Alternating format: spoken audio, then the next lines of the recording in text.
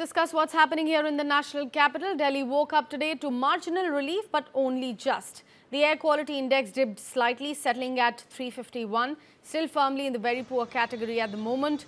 And while most of the parts of the capital saw minor improvement, Wazirpur and Bavana remain in the danger zone, with AQI readings soaring above 400, classified as quote-unquote severe in the category. According to the Central Pollution Control Board, Sunday saw 11 stations in the severe category. Today, that number dropped to just 2, with Wazirpur at 405 and Bavana at 407. But this is no clean air comeback. For millions in Delhi, pollution remains well above safe limits. The decision support systems show what's poisoning the air. Vehicular emission is contributing 18% of it, and stubble burning is contributing 8.2%. These numbers are expected to remain largely unchanged even tomorrow. Meanwhile, the pollution battle has reached the Supreme Court.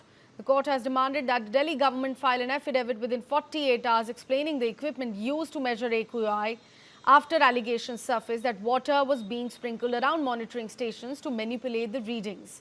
The Chief Justice-led bench made it very clear that the capital must disclose the efficiency and accuracy of its monitoring systems, and the truth must be placed before the court day after tomorrow.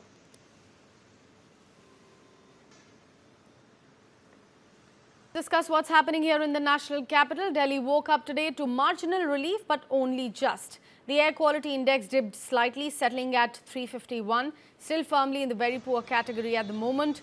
And while most of the parts of the capital saw minor improvement, Wazirpur and Bavana remain in the danger zone, with AQI readings soaring above 400, classified as quote-unquote severe in the category. According to the Central Pollution Control Board, Sunday saw 11 stations in the severe category.